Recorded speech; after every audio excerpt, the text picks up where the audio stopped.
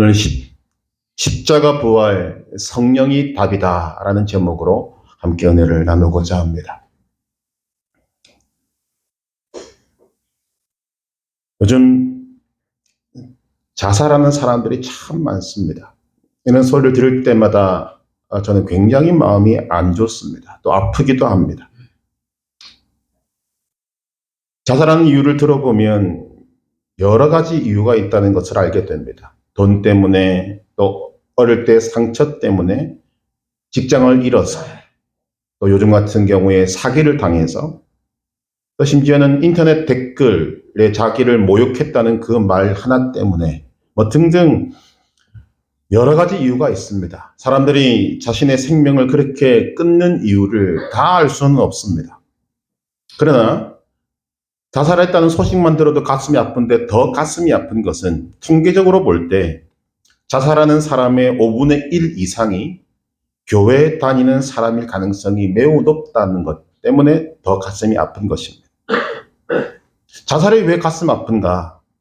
이유는 돌이킬 기회가 사라졌기 때문입니다. 더구나 교회 다니는 사람이 자살한 것이 더 가슴 아픈 이유는 구원이라는 것이 앞에 있는데, 구원 속에 들어가 있는데 그것을 보고도 보지 못하고 눈으로 보고도 잡지 못하고 그 구원에 담겨있는 어마어마한 능력을 살릴 수 있는 기회를 놓쳐버렸기 때문입니다. 예수님이 이 땅에 오신 목적, 그리고 십자가를 지시고 부활하신 목적은 양으로 생명을 얻게 하고 더 풍성히 얻게 하려는 것이다 라고 분명히 말씀하셨습니다. 요한복음 10장 10절, 도둑이 오는 것은 도둑질하고 죽이고 멸망시키라는 것뿐이요 내가 온 것은 양으로 생명을 얻게 하고 더 풍성히 얻게 하려는 것이라. 오직 그 목적으로 예수님이 이 땅에 오셨습니다. 예수를 믿으면 생명을 얻고 더 풍성히 얻게 되는데 왜 이 세상에는 이 자살이 끊이지 않고 일어나고 있는가? 더군다나 교회를 다닌다는 사람이, 예수라는 이름을 들어본 사람이, 믿겠다고 교회 나온 사람이 왜 자살하는 일이 일어나는가? 여러 가지 이유가 있을 것입니다. 그 중에 대표적인 것이 사탄 마귀의 유혹이라고 생각이 됩니다. 자살 충동을 이기는 사람들의 이야기를 들어보면 내면에서 이런 소리가 들린답니다. 돈 때문에 힘들지? 죽어. 사람들이 하는 말 때문에 마음이 안 좋지? 죽어. 죽으면 끝이야. 죽으면 아무것도 아니야. 죽으면 끝이야. 죽어. 이런 소리들이 자신이 처한 상황과 맞물리면 자살에 대한 생각이 쓰나미같이 밀고 와서 그 힘에 치면 그냥 죽는 것입니다. 또 다른 이유는 복음을 제대로 듣지 못했기 때문이다 라고 생각이 되고, 더 나아가서는 예수님을 제대로 믿지 못했기 때문이다 라는 것입니다. 요한복음 11장에 보면 예수님이 죽은 나사로를 살리는 장면이 나옵니다. 나사로가 죽은 지 나흘째가 되었습니다. 예수님께서 그때 나사로의 집에 오셨습니다. 예수님께서 그의 누이 마르다에게 말씀하십니다. 네 오라비가 다시 살아나리라. 예수님의 말씀에 마르다가 대답합니다. 마지막 날 부활 때에는 다시 살아날 줄을 내가 아나이다. 여러분, 그 시대 상황으로 바라볼 때 마르다가 이런 부활 신앙을 가졌다는 것은 정말 놀라운 일입니다. 그러나 마르다가 모르는 것이 있습니다. 분명히 마르다는 예수님께서 다시 이 땅에 오실 때 나사로가 살아날 것을 믿었습니다. 그러나 지금 현재 자신의 눈앞에서 죽은 나사로가 살아난다는 것은 못 믿었습니다. 그래서 예수님이 말씀하시는 것입니다. 나는 부활이요 생명이니 나를 믿는 자는 죽어도 살겠고 무릇 살아서 나를 믿는 자는 영원히 죽지 아니하리니 이것을 네가 믿느냐? 마르다가 대답합니다. 주여 그리하오이다. 주는 그리스도시요 세상에 오시는 하나님의 아들이신 줄 내가 믿나이다. 이런 마르다의 믿음의 고백을 들으시고 난 다음에 나사로가 묻혀있는 무덤에 가셔서 말씀하십니다. 나사로야 나오라. 그럴 때 죽은 지 나흘 되었던 나사로가 수족을 천에 싼 채로 나오는 것입니다. 죽었던 나사로가 다시 살아난 것입니다. 예수님의 말씀처럼 예수님은 부활이요 생명이십니다. 예수님을 믿으면 죽어도 살고 살아서 예수님을 믿으면 영원히 죽지 않습니다. 이것이 부활 신앙입니다. 십자가 부활은 죽음을 이깁니다. 그러므로 십자가 부활은 우리가 아무리 처참한 지경에 있어도 그것을 새롭게 하는 능력이 있습니다. 십자가 부활은 우리가 아무리 깊은 구렁텅이에 빠져 있어도 우리로 하여금 다시 일어서게 만들고 다시 걷게 만들고 다시 뛰게 만들고 그리고 승리하게 만드는 능력이 있습니다. 예수님의 제자 중에 한 사람이었던 가룟 유다는 스승인 예수님을 은 30에 팔았습니다. 죄로 따지면 말할 수 없이 큰 죄입니다.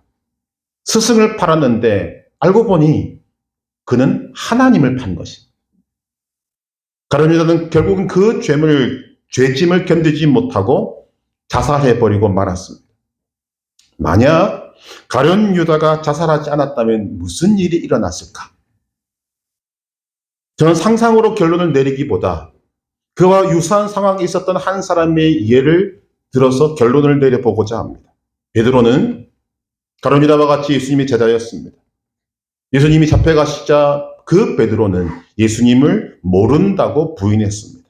그것도 그냥 부인하는 것이 아니라 맹세하고 저주까지 하면서 예수님을 모른다고 했습니다. 자, 그렇다면 가룟 유다의 죄와 베드로의 죄 중에 어떤 것이 더 큰 죄입니까? 사실 어리석은 질문입니다. 죄는 죄일 뿐입니다. 가룟 유다의 죄나 베드로의 죄나 다 똑같은 죄입니다. 크다 작다 말할 필요가 없습니다. 우리가 알고 있는 바와 같이 죄의 싹은 사망입니다. 가룟 유다와 베드로 둘 다 죄를 지었습니다. 그런데 결과는 완전히 달랐다는 것입니다. 가룟 유다는 자살인의 죄로 인해서 자살해서 돌이킬 수 있는 기회를 날려버렸고 베드로는 돌이켜서 하나님이 주신 그 돌이킬 수 있는 기회를 붙잡아서 새롭게 변화되었습니다. 이것이 십자가 부활의 능력입니다. 오늘 말씀에 보면 바울이 빌립보에서 귀신 들린 여종 하나를 고쳐 주었다가 여종의 주인들로 인해서 매를 맞고 착고를 차고 감옥에 갇히게 되었습니다.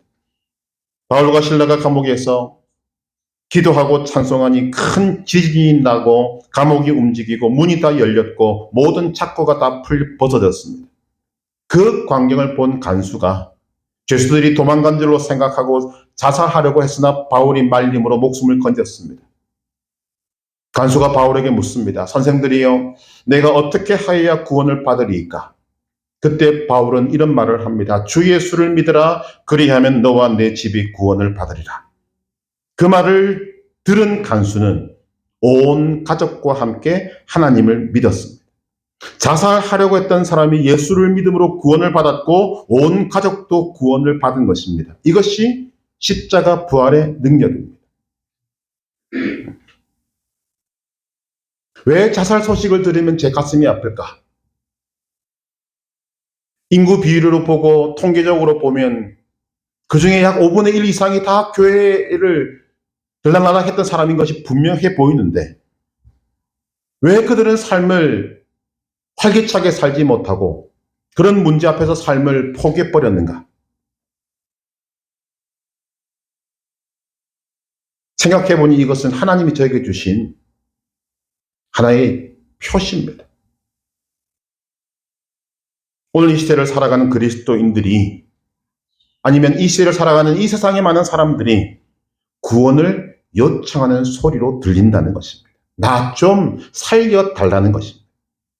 나는 이 전쟁에서 져서 삶을 포기하고 죽지만 남아있는 사람들, 남아있는 가족들을 좀 살려주십시오라고 외치는 소리로 들린다는 것입니다. 간절하게 묻고 있는 것입니다. 내가 어떻게 하여야 구원을 받으리까?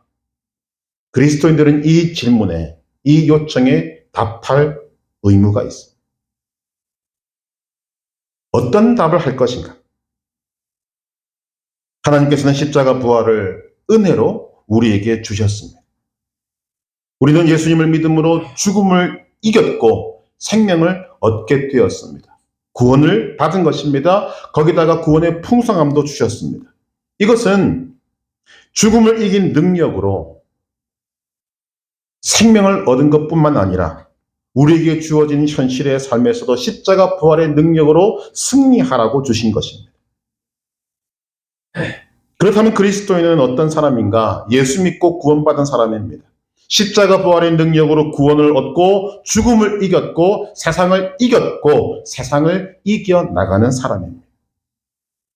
그렇다면 여러분 자신에게 물어보시기를 바랍니다. 여러분은 그리스도인이십니까? 십자가 부활의 능력으로 구원을 얻으셨습니까? 생명과 죽음에 대한 바른 사생관을 가지고 계십니까? 십자가 부활의 능력으로 여러분에게 주어진 현실의 삶에서 승리하고 있으십니까? 십자가 부활의 능력으로 생명력 넘치는 삶을 살고 있으십니까? 여러분이 예수님을 믿는다면, 여러분이 그리스도인이라면 여러분은 죽음을 이긴 사람입니다. 그리스도인은 세상을 이긴 사람입니다. 또한 세상을 이겨나가는 사람입니다. 그렇다면 그리스도인은 죽음의 감옥에 갇혀 있고 죽음을 아무렇지도 않게 생각하는 시대, 또 그들 속에서도 죽음의 고통에 부르짖는 소리에 분명한 말과 분명한 행동으로 답을 할 수 있어야 한다는 것입니다. 우리가 그들에게 던져줘야 할 답이 무엇입니까? 먼저 내 생명은 내 것이 아니라는 것을 분명히 알아야 합니다. 예수님이 내 생명의 주인이십니다. 내 생명은 예수님을 믿는 그 순간에 내가 관리하고 통제할 수 있는 범위를 벗어나 버렸습니다. 내 마음대로 할 수 있는 것이 아니라는 것입니다. 내 생명을 내 마음대로 할 수 있다고 생각하는 사람은 하나님을 안 믿는 사람입니다. 하나님을 불신앙하고 있는 사람입니다. 갈라디아서 2장 20절 사도 바울은 말합니다. 내가 그리스도와 함께 십자가에 못 박혔나니 그런즉 이제는 내가 사는 것이 아니요 내 안에 그리스도께서 사시는 것이라. 이제 내가 육체 가운데 사는 것은 나를 사랑하사 나를 위하여 자기 자신을 버리신 하나님의 아들을 믿는 믿음 안에서 사는 것이라.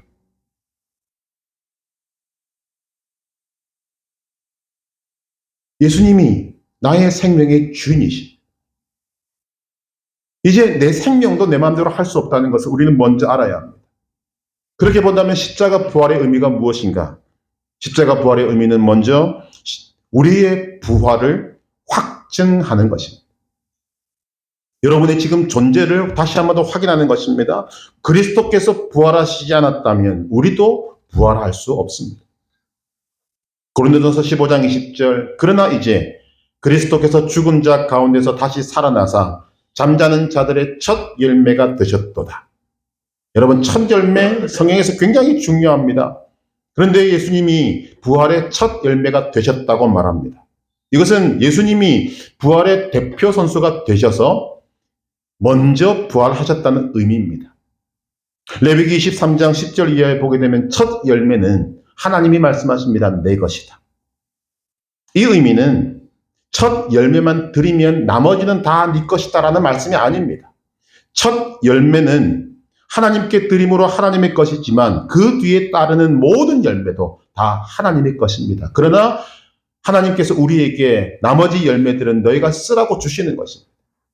모든 것에 다 적용되는 것입니다. 첫 새끼를 드리게 되면 첫 새끼뿐만 아니라 나머지 새끼들도 다 하나님의 것이라는 의미가 되고 장자 역시 장자만 하나님의 것이 아니라 나머지 자녀들도 다 하나님의 것이라는 의미를 담고 있습니다. 그러니까 예수님이 부활하셔서 부활의 첫 열매가 되셨다는 것은 예수님의 뒤를 이어서 우리도 부활할 것을 의미하고 부활한 모든 것은 다 하나님의 것이 되는 것입니다. 저와 여러분은 하나님의 것입니다. 여기에 우리의 흔들림이 있으면 안 된다는 것입니다. 두 번째 십자가 부활의 의미는 하나님이 받으셨다는 확증입니다. 세례 요한은 사역을 시작하고 나서 예수님이 자기에게 나오실 때 이렇게 이야기합니다. 보라, 세상 죄를 지고 가는 하나님의 어린 양이로다. 히브리서 10장 12절은 말합니다. 오직 그리스도는 죄를 위하여 한 영원한 제사를 드리고. 여러분, 예수님의 십자가를 지심은 하나님 앞에 드리는 제사입니다. 예수님은 자신의 몸을 제사로 드리셨습니다. 목적은 인간의 구원을 위해서 드린 것입니다. 제사의 기본 목적이 무엇인가? 죄 사함입니다. 죄 사함을 받으려면 그 제사를 하나님이 받으셔야 합니다. 하나님께서 받으셨다는 의미는 하나님께서 죄를 사했다는 의미입니다. 하나님께서 받지 않으시는 제사는 몇백 번, 몇천 번을 드려도 아무 소용이 없습니다. 예수님이 자신의 몸을 제사로 드리셨습니다. 그것이 십자가입니다. 그렇다면 예수님의 십자가를 제사로서 하나님이 받으셨는가? 받으셨다면 어떻게 알 수 있는가? 하나님께서 예수님의 제사를 받으셨다는 그 증거가 확증이 부활입니다. 예수님의 부활은 예수님이 드리신 피의 제사를 하나님이 받으셨다는 표시입니다. 십자가 부활로 인해서 그 결과로 모든 인류의 죄가 사함을 받았습니다. 만약 예수님이 죽으시고 다시 살지 않으셨다면 그것은 하나님이 예수님의 제사를 받지 않으셨다는 의미고 인류는 소망이 없습니다. 죄사함이 없기 때문입니다. 십자가 부활은 하나님이 받으셨다는 것을 확증해 주는 것입니다. 세 번째로 십자가 부활의 의미는 예수님이 주와 그리스도가 되셨다는 것입니다. 사도행전 2장 36절 그런즉 이스라엘 온 집은 확실히 알지니 너희가 십자가에 못 박은 이 예수를 하나님이 주와 그리스도가 되게 하셨느니라. 여러분 이 말씀을 우리가 잘 해석할 수 있기를 바랍니다. 예수님은 처음부터 하나님이셨습니다. 예수님은 처음부터 주셨고 예수님은 처음부터 그리스도이셨습니다. 그러나 십자가 부활로 인해서 그 예수님이 하나님이시고 예수님이 하나님의 아들이시고 또한 원수 마귀를 물리치신 능력의 분이심이 입증된 것입니다. 확증되었다는 것입니다. 이 결과로 인해서 예수님은 온 세상을 능력 있게 다스리게 된 것입니다. 그래서 예수님은 부활하시고 난 다음 승천하시기 전에 제자들을 앞에 놓고 이런 말씀을 하십니다. 하늘과 땅의 모든 권세를 내게 주셨으니. 이 말은 예수님께서 이제 공식적으로 주와 그리스도로 대관식을 하고 왕관을 쓰시고 본격적으로 온 세상을 다스리기 시작하신다는 뜻입니다. 우리는 십자가 부활로 주와 그리스도가 되셨고 하늘과 땅의 모든 권세를 가지신 분의 아들, 딸들이 된 것입니다.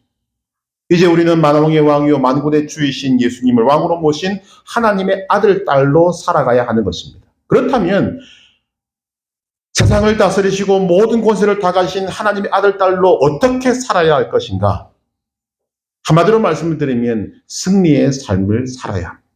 이기는 삶을 살아야 합니다. 예수님이 죽음을 이기고 부활하셔서 주와 그리스도가 되신 것처럼 우리도 하나님의 아들, 딸로서 마땅히 죽음을 이기고 세상을 이기고 죄를 이기고 승리하는 삶을 살아가야 한다는 것입니다. 다른 누구의 삶이 아닌 하나님의 아들, 딸인 여러분의 삶을 여러분이 승리의 삶으로 바꾸어 놓아야 한다는 것입니다. 요한일서 5장 4절에서 6절 말씀을 보면 요한은 이렇게 말합니다. 무릇 하나님께로부터 난 자마다 세상을 이기느니라. 세상을 이기는 승리는 이것이니 우리의 믿음이니라. 예수께서 하나님의 아들이심을 믿는 자가 아니면 세상을 이기는 자가 누구냐? 이는 물과 피로 임하신 이시니 곧 예수 그리스도시라. 물로만 아니요 물과 피로 임하셨고 증언하는 이는 성령이시니 성령은 진리니라. 하나님께로부터 난 자마다 뭘 이깁니까? 세상을 이깁니다. 예수님이 원수 마귀 사망의 세력을 이기셨듯이 우리도 원수 마귀 사망의 세력을 이깁니다. 예수님이 세상을 이기신 것처럼 우리도 세상을 이깁니다. 그렇기 때문에 그리스도인은 직장을 잃어버려도 자살 생각하지 않습니다. 빚 독촉에 시달려도 죽을 생각하지 않습니다. 세상의 시련과 유혹에 무릎 꿇지 않습니다. 어떤 문제, 어떤 상황에서도 믿음으로 사는 것을 포기하지 않고 믿음으로 도전합니다. 왜냐하면 승리는 우리의 것이기 때문입니다. 아니, 승리는 주님의 것이기 때문입니다. 십자가 부활의 능력에 동참하는 사람은 세상을 이기되 넉넉히 이긴다고 말씀하십니다. 그렇다면 오늘 이 말씀 앞에서 저와 여러분은 나 자신을 똑바로 보아야 합니다. 나는 예수님을 믿고 있는가? 나는 구원 받았는가? 나는 구원의 풍성함을 알고 있는가? 나는 구원의 풍성함을 누리고 있는가? 나는 십자가 부활의 능력을 알고 있는가? 나는 십자가 부활의 능력에 동참했는가? 나는 세상의 근심이나 시련이나 환난을 이기고 있는가? 그리스도인이라면 세상을 이기되 넉넉히 이긴다고 말씀하십니다. 하나님께로부터 난 자마다 세상을 이기느니라고 주님은 말씀하십니다.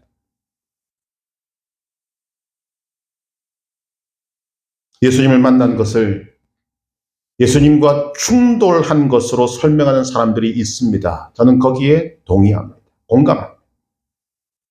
여러분, 충돌했다고 한다는 것은 거기에 충격적인 일이 일어났다는 것을 의미합니다. 그냥 이렇게 스쳐 지나가는 것을 충돌했다라고 말하지 않습니다. 꽝 하고 부딪혀서 큰 소리가 나고 무언가 부서지고 깨지고 뭔가 놀라운 일이 일어날 때 우리는 충돌했다라고 이야기를 하는 것입니다. 자동차를 만들면 충돌 테스트를 합니다. 여러 영상들을 보면 충돌 테스트를 할 때의 평균 속도는 시속 60km 정도입니다. 시속 60km 정도의 속도로 차를 달리게 해서 앞에 구조물을 만들어 놓고 거기에 부딪히게 합니다. 시속 60km로 달리다가 장애물에 부딪히면 자동차의 거의 전 부분이 망가집니다. 부딪힌 앞부분은 엄청나게 부서지고 에어백은 다 터지고 그 안에 있던 더미, 인간을 만들어 놓은 형상은 날아다니 시속 60km. 예수님을 만난다는 것은 사실 이보다도 더하다고 설명합니다. 예수님은 온 우주보다 크신 분이십니다. 속도로 말씀을 드리면 예수님이 오늘 우리와 부딪히는 이 충돌의 속도는 시속 60km가 아닙니다.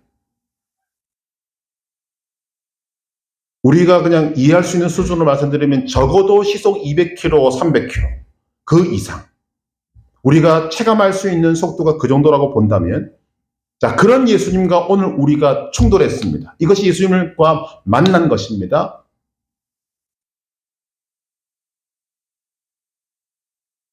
그런데 내 삶에 아무 일도 일어나지 않고 있다면 이것을 뭐라고 설명을 할 수 있습니까? 분명히 예수님과 충돌했는데 그 크신 분과 충돌했는데 그런 빠른 분과 충돌했는데 내 삶에 아무 일도 일어나지 않았다고 한다면 그는 예수님과 충돌한 것이 아닙니다.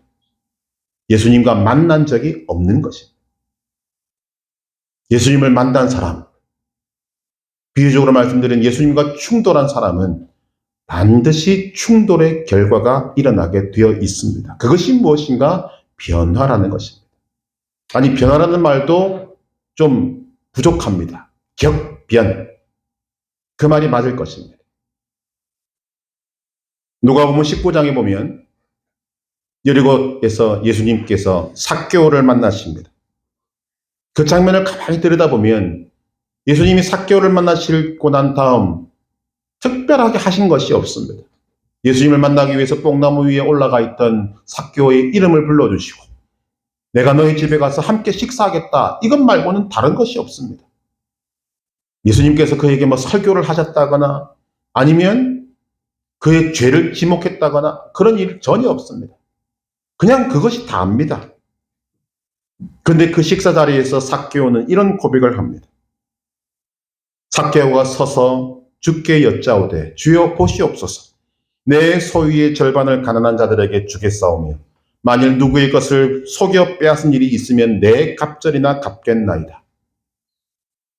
여러분, 사람이 어떻게 이렇게 변할 수 있습니까? 그러나 삭개오는 변했습니다. 왜냐하면 예수님과 충돌했기 때문에.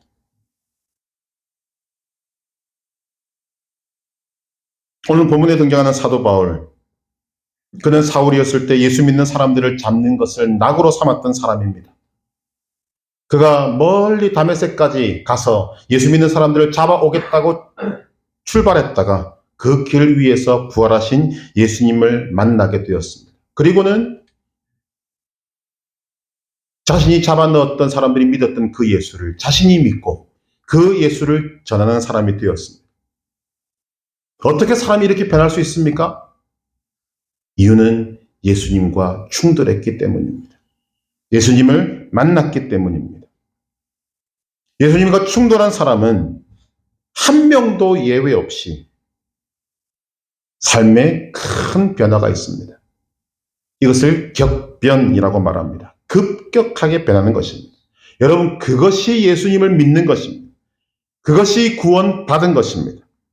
그것이 구원의 풍성함을 누리는 것입니다. 예수님과 충돌한 것으로 지금 여러분의 믿음을 점검하시기를 바랍니다. 삶과 인격이 하나도 변하지 않으면서 10년 전이나 5년 전이나 지금이나 변하지 않으면서 나는 예수님을 믿습니다 라고 하는 것은 거짓말일 가능성이 굉장히 높습니다. 예수님과 충돌하면 반드시 변화가 있습니다. 있을 수밖에 없는 이유가 예수님과 충돌하면, 예수님을 만나면 예수님의 생명이 십자가 부활로 인해서 우리에게 들어오기 때문입니다. 그것이 구원이고 그것이 구원의 풍성함입니다. 내 안에 들어오신 예수님이 어떤 분이십니까? 십자가 부활로 죽음을 이기신 분입니다. 세상의 모든 권세를 가지신 분입니다.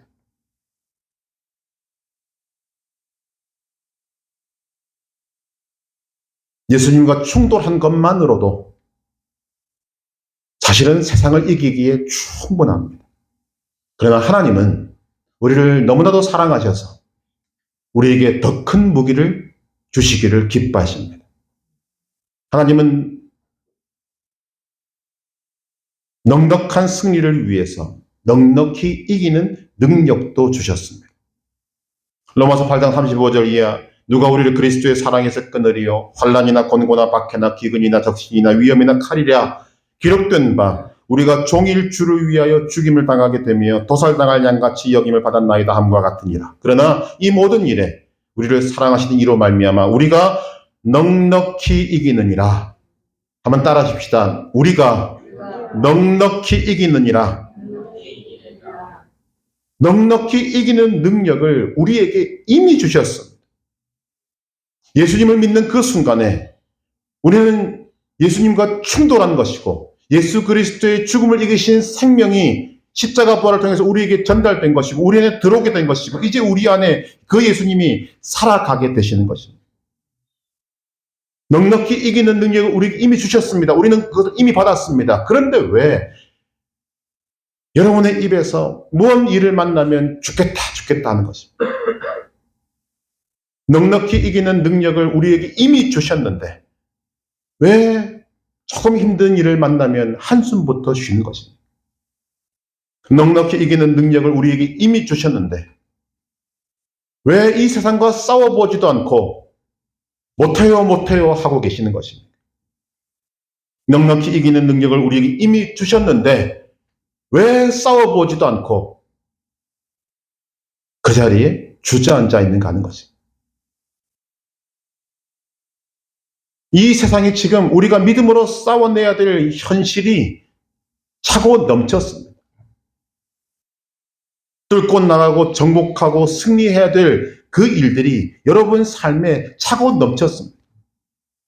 그런데 승리의 소식은 들려오지 않고 졌다는 소식만 들려오고 있는 이것이 과연 그리스도인의 삶인가?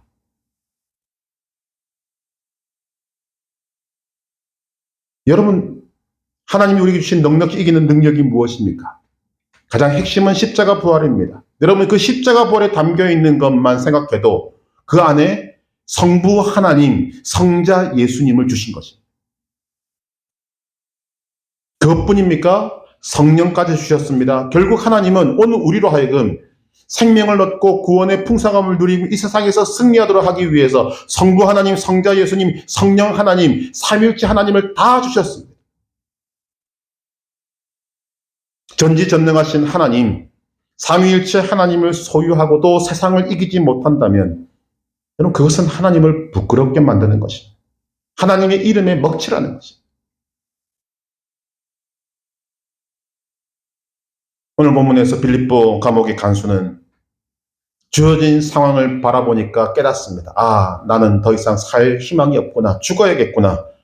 그러나 바울로 인해서 자살에 실패합니다. 그리고 묻습니다. 선생들이여, 내가 어떻게 하여야 구원을 받으리까? 이 말을 이렇게 해석하면 좋겠습니다. 어떻게 해야 내게 주어진 이 상황 속에서 자살하지 않고 구원을 얻을 수 있습니까? 바울에게 묻는 것입니다. 오늘 이 시대 그리스도인들에게 묻고 있는 것입니다. 여러분의 눈과 귀를 열어서 세상을 보고 세상의 소리를 들어보시기를 바랍니다. 여러분의 마음을 평안케 하는 소식이 있습니까? 시도 때도 없이 흔들리는 지진, 활동하기 시작하는 화산, 한꺼번에 밀려와서 많은 사람들을 희생케 하는 쓰나미, 멀리서 가까이서 들려오는 전쟁의 소리, 어려운 경제난에 수많은 사람들이 실업자로 지내고 사랑을 주고받아야 할 자식과 남편과 아내는 근심거리가 되어 있고 직장에서는 계속 문제가 터지고 어디를 가나 사람 취급받지 못하고 자존심이 짓밟히는 등 오늘 우리 이 온 세상이 지금 우리에게 마치 자살을 강요하는 것 같이 다가오는 이 시대에 어떻게 하면 자살하지 않고 구원을 얻겠습니까? 라고 묻고 있는 이 소리를 들을 수 있어야 합니다. 그리고 거기에 합당한 답을 줄 수 있어야 합니다. 바울은 말합니다. 주 예수를 믿으라. 그리하면 너와 내 집이 구원을 받으리라. 자살의 발걸음을 멈춘 간수가 구원의 손을 내밀었을 때 바울은 답을 줍니다. 주 예수를 믿으라. 그리하면 너와 내 집이 구원을 얻으리라. 여러분, 여기서 핵심이 무엇인가 하면 간수가 이 말을 듣고 믿었다는 것입니다.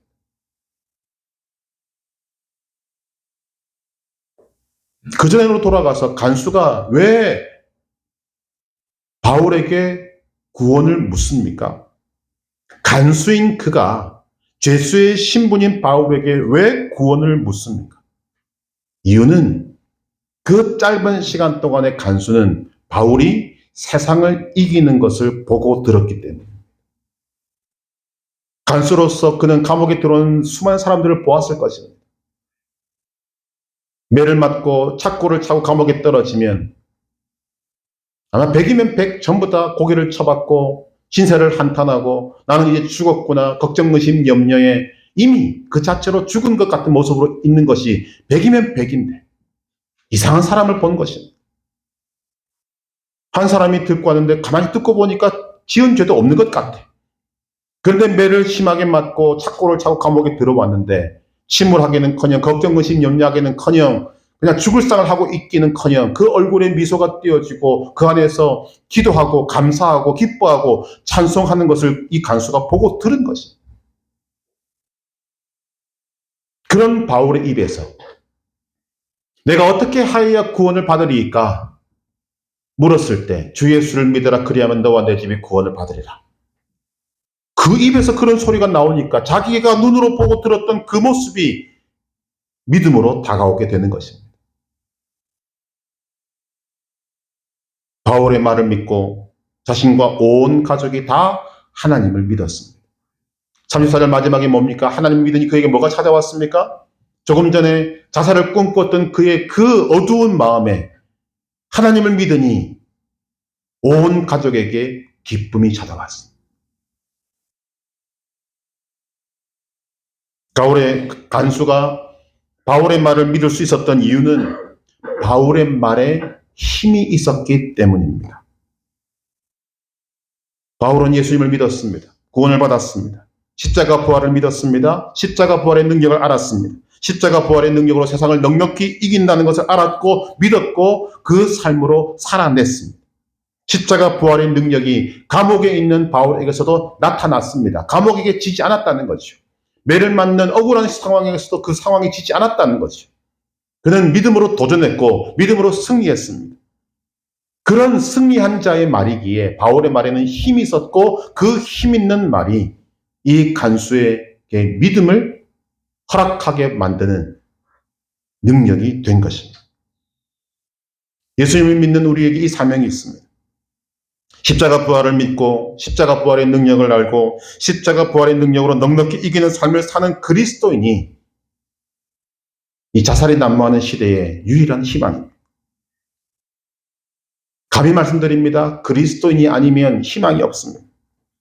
여러분이 가정과 직장과 사회와 이 시대의 유일한 희망입니다.